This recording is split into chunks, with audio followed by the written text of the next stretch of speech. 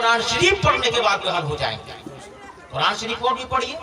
اللہ نے قرآن شریف میں فرمایا اذا زلزلت الارض زلزالها واخرجت الارض اثقالها وقال الانسان ما لها يومئذ تحدث اخبارها بان ربك اوحى لها يومئذ يصدر الناس اشتاتا ليروا اعمالهم ومن يعمل مثقال ذرة خيرا يره ومن يعمل مثقال ذرة شرا يره. پروردگار نے فرمایا کہ کل قیامت کے دن زمین میں زلزلہ برپا ہو جائے گی. زمین اپنے خزانے کو دفینے کو اپنے راز کو باہر اگلے گی. یہ انسان جب دیکھے گا تو حیرت اور استعجاب میں ڈوب کے کہے گا زمین کو کیا ہو گئی. تو زمین بھی اپنی زبان حال سے کہے گی کہ بِأَنَّ رَبَّكَ وَحَالَهَا یہ اللہ کا حکم ہے. اس کے بعد کیا ہوگا؟ اللہ نے فرمایا کہ یہ انسان گروہ در گروہ جماعت در جماعت میدان قیامت کے لیے نکلے گا. کیوں؟ قرآن نے ریزن بیان کیا لِيُرَوْا أَعْمَالَهُمْ تاکہ یہ اپنے اعمال کو دیکھ لے. اور پھر اللہ نے یہاں واضح طور پر ارشاد فرمایا فَمَن يَعْمَلْ مِثْقَالَ ذَرَّةٍ خَيْرًا يَرَهُ وَمَن يَعْمَلْ مِثْقَالَ ذَرَّةٍ شَرًّا يَرَهُ. اے انسان اگر تم نے ذرہ برابر بھی دنیا میں نیکی کیا ہوگا کل قیامت میں اس کو بھی نگاہوں سے دیکھے گا. اور ذرہ برابر اگر تم نے برائی کیا ہوگا تو میدان محشر میں اس کو بھی اپنی نگاہوں سے دیکھے گا. یہ آیتیں کیا بتاتی ہیں؟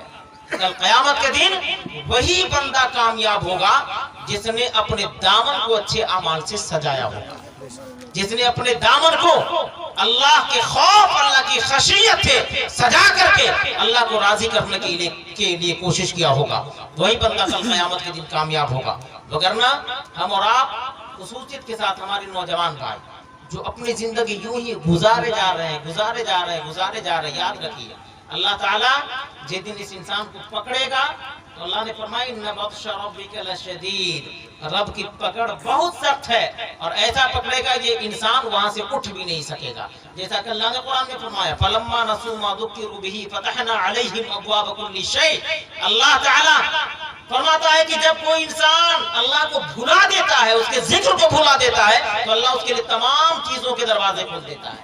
اور جب تمام چیزوں کے دروازے کھل گئے تو اللہ خود فرماتا ہے کہ میری نعمتوں کو لے کر کے پھر یہی بندہ اترانے لگتا ہے. اور پھر اللہ نے فرمایا اترا کر کے جب مجھ کو بالکل بھول جاتا تو اللہ فرماتا ہے کہ اخذناہم بغتۃ, جب ہم اس کو اچانک پکڑتے ہیں فاذا ہم مبلسون تو یہ مایوس ہو جاتا ہے, یہ انسان مایوس ہو جاتا ہے. اس کے بعد اس کے پلے بچتا کچھ بھی نہیں ہے. محترم سامعین و حاضرین, قرآن کی یہ تمام تر آیتیں ہمیں اور آپ کو یہ دعوت فکر دیتی ہے کہ ہم اور آپ اپنے دامن کو اچھے اعمال سے سجائیں. اب بہت سارے لوگوں کے مزاج میں یہ باتیں ہوں گی کہ یقیناً ہم نے 50 سال 60 سال 70 سال کی زندگی گزار لیا, اب کیا کریں, اب تو ہمارے پاس کچھ ہے بھی نہیں, پورے ماضی ہماری تاریخ ہے, گناہوں میں ہم نے گزار دیا, آگے ہمارے لیے کیا کچھ راستے ہیں یا نہیں. تو قرآن شریف تسلی دیتے ہوئے ہمیں اور آپ کو اللہ تعالیٰ ارشاد فرماتا ہے کہ اے انسان اگر تو اپنے رب کے دہلیز سے بھٹک گیا ہے, یا ایھا الانسان ما غرک بربک الکریم, اے انسان کس چیز نے تم کو تمہارے کریم رب سے دھوکے میں ڈال کے رکھا, آ جاؤ پلٹ کے اپنے رب کی دہلیز پر. اگر تم نے پوری زندگی گناہوں میں گزار لی ہے, اللہ نے چند سانسیں باقی رکھی ہے, آ جاؤ اپنے رب کی دہلیز پر, بہالے ندامت کے چند آنسو رو لے کے گرا لے, رب کی بارگاہ میں رو کر کے اپنے گناہوں سے توبہ کر لے, معافی مانگ لے. رب فرماتا ہے تیرے تمام گناہوں کو معاف کر کے اللہ جنت میں تمہارا مقام عطا فرما دے. یہ نعرے تکبیر, اللہ اکبر, نعرے رسالت, مسلک اعلی حضرت, حسنہ صالح ثواب, نعرے رسالت. وہ رب جو ہم پر اتنا مہربان ہے, ایسا کریم ہے, پھر بھی ہم کہاں بھٹک رہے ہیں. ہر انسان اپنے اپنے سینے پہ ہاتھ رکھ کے اپنی زندگی کا جائزہ لے سکتا ہے. عالی جناب صابر حسین مرحوم مغفور کو سچی خراج عقیدت یہ ہوگی کہ آج ان کے نام سے سجائی گئی ایصال ثواب کی مجلس میں یہ عہد کر کے اٹھے کہ انشاءاللہ تعالی ہم نماز پنجگانہ کی حفاظت کریں گے. انشاءاللہ تعالی ہم نماز پنجگانہ کی حفاظت کریں گے, بچی ہوئی زندگی کو بیکار نہیں جانے دیں گے. اللہ نے جو چند سانسیں باقی رکھی ہے اس کی حفاظت کر کے اللہ کی رضا کے لیے گزاریں گے.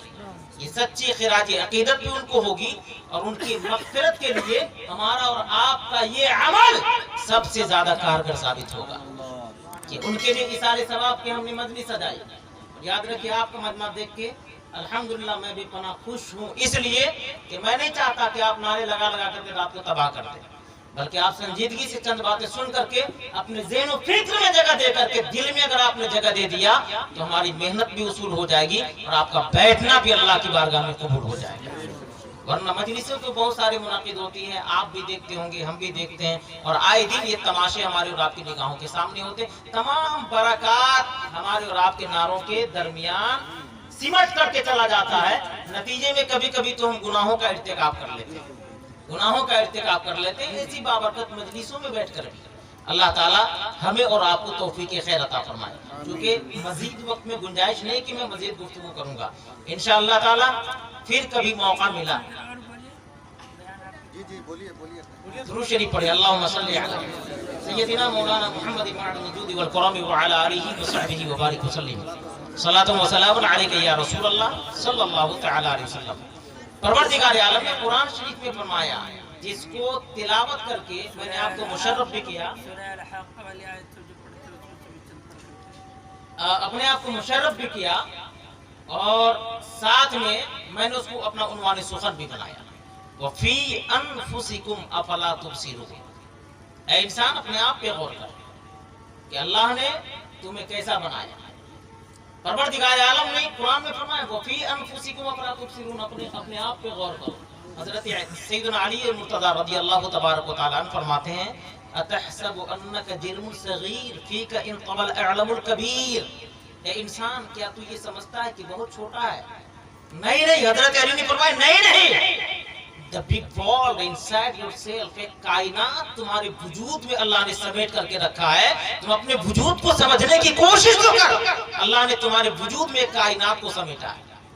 अब ये 5 फीट 7 फीट का इंसान सोचने पे मजबूर है कि इस इंसान की इस हैयत में कैसे कायनात सिमट जाएगी। तो उसके लिए मैं आपको जरा और भी गहराई में लेकर के जाऊंगा। अल्लाह ने दुनिया में जिस मखलूक को पैदा किया वो 3 तरह के मखलूक है। एक वो जमात बोलते हैं, जस्ट लाइक मिट्टी पत्थर जमात है, अपनी जगह से वो खिसक नहीं सकते, अपनी जगह से वो चल नहीं सकते, अपनी जगह से वो बढ़ नहीं सकते, वो जमात है। जस्ट उसके ऊपर एक मखलूक है नबात का, जो अपनी जगह कायम रह के अपनी जड़ों से प्रोटीन और ग़िज़ा लेकर के अपने वजूद को आगे बढ़ाते हैं। रफ्ता उसका वजूद जब आगे बढ़ता है तो देखते ही देखते चंद सालों में वो तनावर दरख्त बन जाता है। ये क्या है? नबात है। लेकिन इसके अंदर इतनी कैपेसिटी नहीं है कि अपनी जगह से वो खिसक सके, अपनी मर्जी से वो चल सके, अपनी मर्जी से वो फिर सके, ये कैपेसिटी उसके अंदर नहीं है। तीसरी किस्म की वो मखलूक है जो इससे भी ऊपर है, जिसको हैवान कहते हैं। हैवान को अल्लाह ने ऐसा बनाया कि ये जिस्म नामी भी है, यानी ये बढ़ता भी है, ये मुतहर्रिक बिल इरादा भी है, अपने इरादे से चलता भी, ये हसास भी है, यानी इसको एहसास भी होता है। ये तमाम तर सिफात के साथ में हैवान अपनी जिंदगी को गुजारता है। और उस हैवान में अल्लाह ने इंसान को मुमताज किया तो इसे अशरफुल मखलूकात बनाया। सुभान अल्लाह, ये भी तो उसी कैटेगरी से है। अब देखें कि अल्लाह ने इंसान को दूसरे हैवान को, यानी जानवर को पैदा करने में दोनों बराबर, पैदा होने में दोनों बराबर है। इंसान भी नंगा पैदा होता है, जानवर भी नंगा पैदा होता है।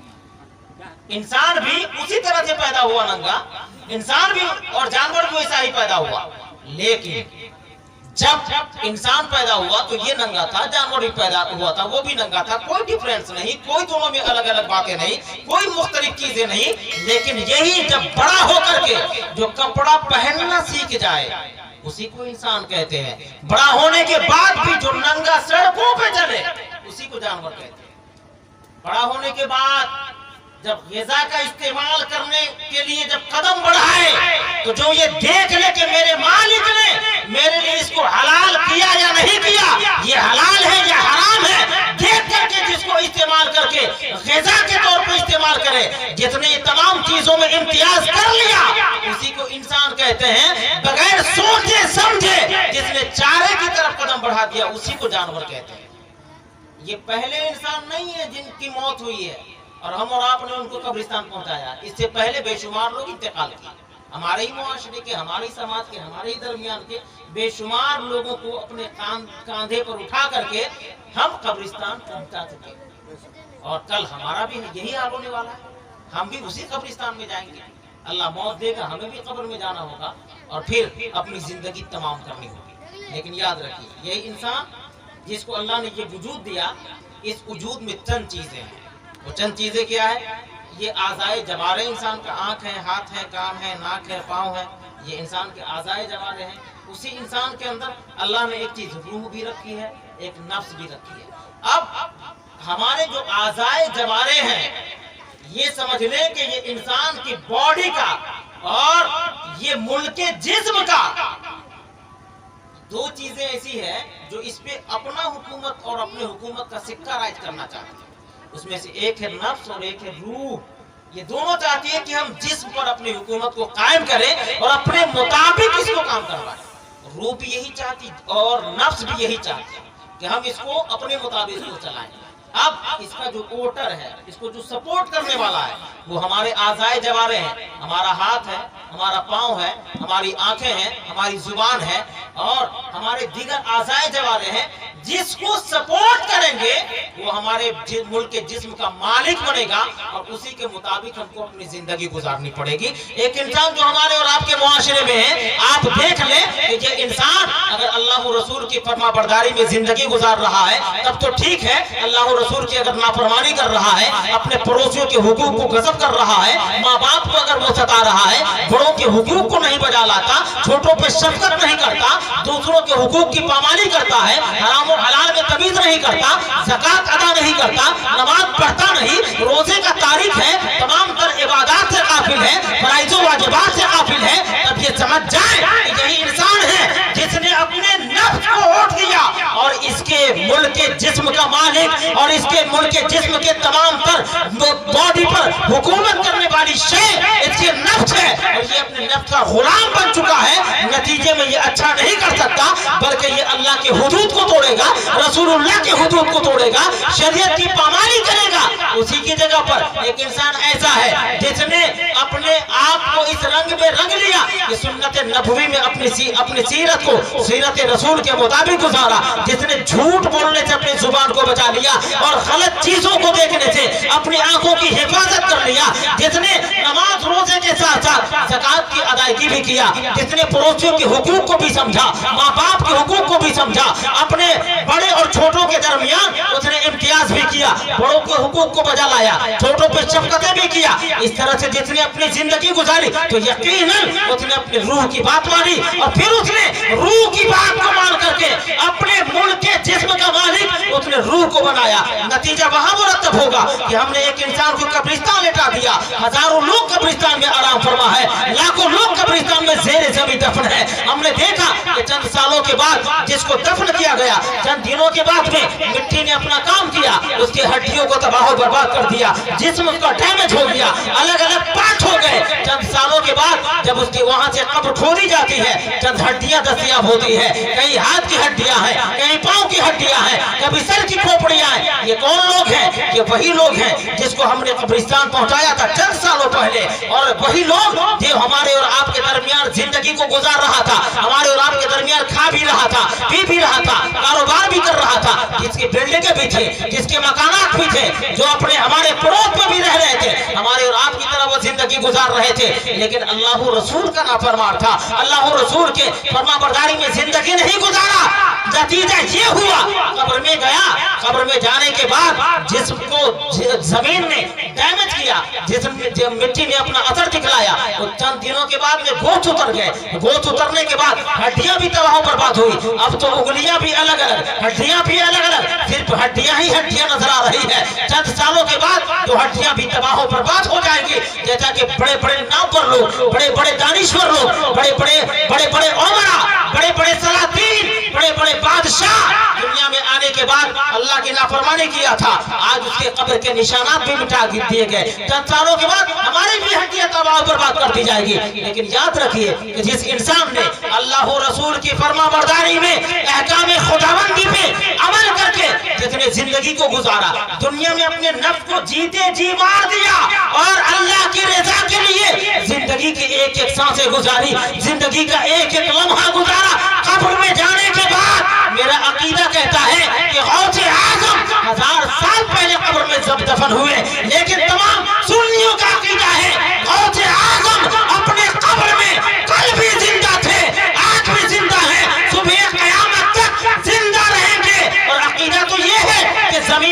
نہیں ہوتی، زمن میلا نہیں ہوتا، محمد کے غلاموں کا کفن میلا نہیں ہوتا۔ نعرہ تکبیر، اللہ اکبر، نعرہ رسالت، جماعت اہل سنت زندہ باد۔ واہ۔ کیا بات۔ اب قرآن کریم سے دو لوگوں کی زندگی کو، جس کی زندگیاں تباہ ہوتی ہیں اور جس کی زندگیاں آباد ہوتی ہے، میں قرآن شریف سے میں آپ کو کوٹ کروں۔ اللہ نے قرآن شریف میں فرمایا، دو بندوں کا تذکرہ کیا، وَأَمَّا مَنْ أُوتِيَ كِتَابَهُ بِيَمِينِهِ فَيَقُولُ هَاؤُمُ اقْرَءُوا كِتَابِيَهْ إِنِّي ظَنَنتُ أَنِّي مُلَاقٍ حِسَابِيَهْ فَهُوَ فِي عِيشَةٍ رَاضِيَةٍ فِي جَنَّةٍ عَالِيَةٍ قُطُوفُهَا دَانِيَةٌ كُلُوا وَاشْرَبُوا هَنِيئًا بِمَا أَسْلَفْتُمْ فِي الْأَيَّامِ الْخَالِيَةِ وَأَمَّا مَنْ أُوتِيَ كِتَابَهُ بِشِمَالِهِ فَيَقُولُ يَا لَيْتَنِي لَمْ أُوتَ كِتَابِيَهْ وَلَمْ أَدْرِ مَا حِسَابِيَهْ يَا لَيْتَهَا كَانَتِ الْقَاضِيَةَ مَا أَغْنَى عَنِّي مَالِيَهْ هَلَكَ عَنِّي سُلْطَانِيَهْ خُذُوهُ فَغُلُّوهُ ثُمَّ الْجَحِيمَ صَلُّوهُ ثُمَّ فِي سِلْسِلَةٍ ذَرْعُهَا 70 ذِرَاعًا فَاسْلُكُوهُ إِنَّهُ كَانَ لَا يُؤْمِنُ بِاللَّهِ الْعَظِيمِ۔ یہ اللہ نے قرآن شریف میں دو آیتیں پے در پے اللہ نے نازل فرمایا، اور قرآن شریف کے دو آیتوں میں دو بندوں کا اور دو مختلف بندوں کا تذکرہ اللہ نے کیا۔ پہلی آیت میں اللہ نے فرمایا کہ ایک وہ بندہ جو میدان قیامت میں میزان عمل پہ لایا جائے گا، جو اللہ کا وہ نیک بندہ ہوگا جو فرائض و واجبات کے ادائیگی کے ساتھ ساتھ سنت و نوافل کی کثرت کیا ہوگا، جس نے سنن و نوافل کی کثرت بھی کیا ہوگا، اللہ کی رضا کے لیے اپنی زندگی کا ایک ایک لمحہ گزارا ہوگا، جس نے اللہ کو راضی کرنے کے لیے کسی سے دوستی کیا ہوگا یا کسی سے دشمنی کیا ہوگا، اس کی دوستی بھی اللہ کے لیے، دشمنی بھی اللہ کے لیے، جس نے اپنے تمام تر حقوق کو ادا کرنے کے بعد جو مرا ہوگا، میدان قیامت میں رب کی بارگاہ میں کھڑا ہوگا، تو اس بندے کا تذکرہ کیا۔ اللہ نے قرآن میں فرمایا کہ وہ بندہ جب میدان قیامت میں لایا جائے گا، میزان عمل پہ اس کے نام اعمال تولے جائیں گے، اور نام اعمال اتنا گھوٹ ہوگا، اتنا اچھا ہوگا کہ اللہ اس کے دائیں ہاتھ میں نام اعمال عطا فرمائے گا۔ سبحان اللہ، سبحان اللہ۔ دائیں ہاتھ میں نام اعمال عطا کیا جانا اس بات کی علامت پہچان کہ بندہ جنتی ہو گیا۔ سبحان اللہ۔ اہل محشر دیکھیں گے اور مسکرانے لگیں گے کہ یہ بندہ جنتی ہو گیا، لیکن اس بندے کا حال کیا ہوگا؟ وہ بندہ اپنے نوشتہ اعمال کو لے گا، نام اعمال کو لینے کے بعد ایسا نہیں کہ سیدھا جنت چلا جائے گا، وہ نام اعمال کو لے گا، نوشتہ اعمال کو لے گا، اور لینے کے بعد میدان قیامت میں دوڑے گا۔ سبحان اللہ۔ میدان قیامت میں دوڑے گا، چہرے پہ مسکراہٹ ہے، چہرے پہ مسکراہٹ ہے، پیشانی سے نور نکل رہا ہے، اپنے باپ کو تلاش رہا ہے، اپنی ماں کو تلاش رہا ہے، احبا اقربا کو تلاش رہا ہے، اور کہہ رہا ہے کہ ہاؤم اقرؤوا کتابیہ، ہاؤم اقرؤوا کتابیہ، یہ دیکھو میرے نوشتہ اعمال، انی ظننت انی ملاق حسابیہ، مجھے یقین تھا کہ میں حساب و کتاب کے دن کو پہنچوں گا، سو میں نے دنیا میں اللہ کی رضا کے لیے اچھے اعمال کا مظاہرہ کیا، آج رب نے مجھے وہ دن دکھایا کہ میرے دائنے ہاتھ میں نام اعمال عطا فرمایا۔ سبحان اللہ۔ دائنے ہاتھ میں نام اعمال دینے کے بعد جب بندہ مسکرا کر کے میدان قیامت میں دوڑ رہا ہوگا، رب کا حکم ہوگا فرشتوں اسے کہہ دو میرے بلند محلات والے جنت میں داخل ہو جائے۔ سبحان اللہ۔ بلند محلات والے جنت میں بندہ داخل ہوگا، رب کا منادی پکار رہا ہوگا، کلو واشربو ہنیئا بما اسلفتم فی الایام الخالیہ، جنت میں جاؤ، اپنی مرضی سے جیسی طبیعت ہو عیش و عشرت کی زندگی بھی گزارو، اور جو طبیعت ہو وہی جنت میں کھاؤ اور پیو۔ سبحان اللہ۔ اور قرآن نے بیان کیا کہ یہ بدلہ کیوں دیا گیا، تو اس لیے کہ تم نے دنیا میں اچھا عمل کیا تھا۔ سبحان اللہ۔ دنیا میں تم نے مجھے راضی کیا تھا، بندہ آج میں تمہیں راضی کیا۔ سبحان اللہ۔ ارے کل قیامت کے دن تو انسان کے لیے سب سے بڑی بات یہ ہو جائے گی کہ کل میدان قیامت میں رب کائنات اس کو بخشش کا پروانہ سناتے۔ سبحان اللہ۔ کل قیامت کے دن رب کائنات اسے خوش ہو کر کے اپنی رضامندی اسے حاصل اسے بندے کو عطا فرما دے۔ اب میدان قیامت میں یہ بندہ جنتی ہو جائے گا، جنت میں جانے کے بعد बुलंद महल्लात में दाखिल होगा, अपनी मर्जी से, अपनी तबीयत से, अपने ख्वाहिश के मुताबिक जन्नत में दाखिल होकर के जो तबीयत चाहेगी जन्नत में खाएगा भी, जन्नत में पिएगा भी, जन्नत में ऐशो इशरत से रहेगा भी। और रब का इरशाद है तो जो एक मर्तबा जन्नत में दाखिल हो गया हमेशा हमेशा जन्नत में ही रहेगा। अब वो जन्नत में रहेगा, लेकिन जस्ट उसके अपोजिट जो आयते करीमा है उसके बाद तो हमारे दिलों को छलनी कर देने के लिए काफी है, हमारे दिलों को तड़पा देने के लिए काफी है। रब ने कुरान में फरमाया वो अम्मा मन ऊतिय किताबहु बिशिमाली फयकूल या लैतनी लम ऊता किताबिया। अल्लाह ने कुरान में फरमाया एक दूसरा बंदा जो मीज़ान अमल पे लाया जाएगा, अमाल अच्छे नहीं होंगे, रब्बे कायनात बाएं हाथ में नामे अमाल अता फरमाएगा। अल्लाहु अकबर। बाएं हाथ में नामे अमाल का दिया जाना इस बात की अलामत और पहचान होगी कि ये बंदा जहन्नमी हो गया। मैले मैशर देखेंगे कांपने लगेंगे कि अब ये बंदा जहन्नमी हो गया। और कुरान ने कहा कि वो बंदा खुद अपनी जुबान हाल से कहेगा कि काश मैं हिसाब किताब के दिन को नहीं पहुंचता, वलम अदरिमा हिसाबिया, मैं हिसाब किताब के दिन को नहीं देखता। कुरान ने कहा ये बंदा अफसोस में हाथ मल रहा होगा, उसके बावजूद रब फरमाएगा, रब का कुरान कहता है कि अब ये हसरत और अफसोस किसी काम का नहीं, मौत सारे फैसले कर गई। और वहां पर उसकी बादशाहतें, उसकी सल्तनतें, उसके माल, उसकी दौलतें, उसकी शोहरतें, उसकी शौकतें काम नहीं आएगी। रब का इरशाद होगा फरिश्तों इस बंदे को पकड़ो, 70 गज जंजीर में जकड़ो और मुंह के बल घसीट करके जहन्नम में दाखिल कर दो। अल्लाहु अकबर। और रब ने उसका रीजन और सबब बयान किया, इन्नहु काना ला युमिनु बिल्लाहिल अज़ीम, ये वो बंदा है जो अपने रब पे यकीन नहीं रखता था, ये अपने रब पे ईमान नहीं रखता था। अगर रब पे यकीन और ईमान रखता तो अपने रब को राजी करने के लिए अपने रब के अहकाम की पाबंदी कर लेता। ये परवरदिगार है।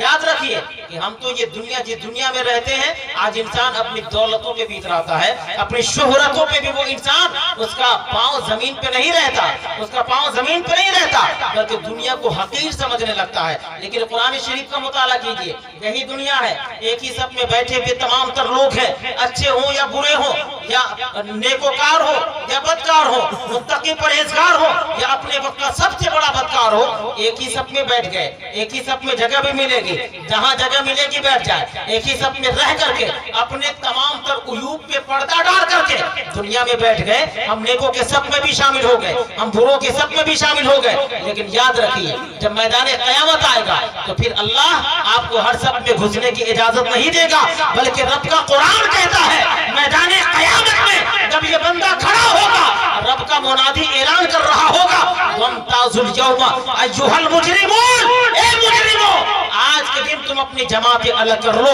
अपने सब अलग करो, तुम्हारी जमात अलग होगी, मेरे नेक बंदों की सब आज के दिन अलग रहेगी, मेरे नेक बंदे अलग सब में होंगे और बदकारों की सबको रब कायनात कल क़यामत के दिन अलग कर देगा। और फिर उसके बाद क्या होगा? क्या इंसान उज़्र पेश कर सकेगा? क्या रब की बारगाह में अपनी दौलतों के बलबूते गुफ्तगू कर सकेगा? नहीं। रब का कुरान पढ़िए, रब कुरान में फरमाता है उस दिन जब तुम रब की बारगाह में खड़े होगे तो तुम्हारा हाल ये होगा, अल यौमा नख्तिमु अला अफ़वाहिहिम व तुकल्लिमुना अयदीहिम व तशहदु अर्जुलुहुम बिमा कानू यक्सिबून। परवरदिगार तुम्हारे मुंह को बंद कर देगा, जुबानें तुम्हारी खामोश रहेगी और तुम्हारे हाथ और तुम्हारे पांव तुम्हारे तमाम तर करतूतों की खबर तुम्हारे रब को दे रहे होंगे। अल्लाहु अकबर। डरिए उस रब से जिसकी बारगाह में खड़े होकर के एक एक अमल का हिसाब देना है। हमें दुनिया में मुअज़्ज़ज़ बन के नहीं जिंदगी गुजारना। दुनिया में अगर मुअज़्ज़ज़ बन के और सिर्फ इस नीयत से जीते हैं दुनिया अच्छा कह ले तो याद रखिए रब्बे कायनात की बारगाह में दुनिया में अच्छा कह लेने से कोई अगर हमें अपने इस लिबास की वजह से अच्छा कह दिया, क्या रब की बारगाह में भी अच्छे हो जाएंगे? हरगिज़ नहीं। जुबान हमारी अच्छी है, अगर आपने अच्छा कह दिया तो क्या रब की बारगाह में मुअज़्ज़ज़ हो जाएंगे? हरगिज़ नहीं। बल्कि रब ने कहा इन्ना अक्रमकुम इंदल्लाहि अत्क़ाकुम, परवरदिगार की बारगाह में वही सबसे ज्यादा मुअज़्ज़ज़ भी होगा, सबसे ज्यादा लायक तकरीम भी होगा, जो सबसे ज्यादा मुत्तकी और परहेजगार होगा, तक़वा और آیت کو چھوڑ کے ایک بندہ رب کی بارگاہ میں معزز نہیں ہو سکتا. یہ رب کا قرآن کہتا ہے, یہ پروردگار کا قرآن کہتا ہے. اور آج اگر اچھے لباس پہن کر کے جبہ و قبہ میں ملبوس ہو کر کے اگر ہم نے اپنے عیوب پہ پردہ ڈال بھی رکھے ہیں, تو رب کا قرآن کہتا ہے یوم تبلی السرائر وما لہ من قوۃ ولا ناصر, قیامت کے دن تمہارے تمام تر راز کھول کر کے رکھ دیے جائیں گے. وہاں کون تمہارا حامی و مددگار نہیں ہوگا, وہاں تو ہوگا, تیرا رب ہوگا, تیرے اعمال ہوں گے. وہاں تو اپنے عمل کا حساب تنہا دے رہا ہوگا, اچھا عمل ہوگا, رب جنت میں تمہارا مقام عطا فرمائے گا. اگر اعمال برے ہوں گے تو پھر وہی رب تمہیں جہنم میں ڈالے گا. اعلیٰ حضرت نے فرمایا ان کو رحم آئے تو آئے, ورنہ وہ کڑی مار ہے, کیا ہونا ہے. یہ ہے میدان قیامت جس سے ہم اور آپ قافل ہیں. یاد رکھیے کہ پروردگار ہمیں اور آپ کو تمام نعمتوں کے ساتھ میں اگر زندگی عطا فرمائی ہے تو رب کائنات کا احسان ہے, پروردگار کا بے شمار احسان ہے. جتنے بھی شکر ادا کرے کم ہے, اور جتنے احسانات اللہ نے ہمیں اور آپ کو عطا فرمائے ہیں اس کے شکریہ کے لیے ہر لمحہ اگر اپنے رب کے بارگاہ میں سر سجود ہو جائے تو بھی کم ہے. تمام تر عبادتوں کے بعد بندہ کیوں رب کی بارگاہ میں دعا کرتا ہے؟ اس لیے اے مولا ہم نے ٹوٹی پھوٹے طور پر, ہم نے اپنے طور پر, اپنے ناقص عقل کے مطابق تیری بارگاہ میں سجدے تو کر لیے. اے مولا اگر تو قبول کر لے تو بڑی بات ہو جائے گی. رب نے اگر قبول کر لیا تو یہ ہماری اور آپ کے لیے نجات کا ذریعہ بن جائے گا. اور اگر ہم اور آپ نے اپنی زندگی کو یوں ہی گزارتے گزارتے ختم کر دیا تو یاد رکھیے رب کی بارگاہ میں ایک ایک عمل کا حساب دے کر کے ہی گزرنا ہوگا. پروردگار عالم کی بارگاہ میں میں دعا کرتا ہوں کہ اللہ تعالی ہمیں اور آپ کو نیکیوں کی توفیق عطا فرمائے. پروردگار ہمیں اور آپ کو اس مجلس کے صدقے میں ہمارے آپ کے تمام کے گناہوں کو معاف فرمائے, اور اس مجلس کی برکتوں سے اللہ ہمیں اور آپ کو نیکیوں کی توفیق عطا فرما دے, خیر کی توفیق عطا فرما دے, نماز پنجگانہ باجماعت ادا کرنے کی توفیق عطا فرما دے. اور اس مجلس کے طفیل علی جناب محمد صابر مرحوم و مغفور صاحب جو میرے محب گرامی حضرت حافظ القاری تحسین رضا واعظی صاحب قبلہ دامت اللہ علینا کے والد گرامی ہیں, اللہ ان کی بے حساب مغفرت فرمائے, اللہ بے حساب انہیں جنتیں عطا فرمائے, اللہ تحشر ان کے قبر پر رحمت و انوار کی بارشیں عطا فرمائے, ان کے قبر کو بقع نور بنائے, ان کے قبر کو تحد نگاہ کشادہ بنائے, اور اللہ اپنے فضل سے انہیں جنت الفردوس میں اعلیٰ سے اعلیٰ مقام عطا فرمائے. وآخر دعوانا الحمدللہ رب العالمین. السلام علیکم ورحمۃ اللہ وبرکاتہ. وما علینا الا البلاغ.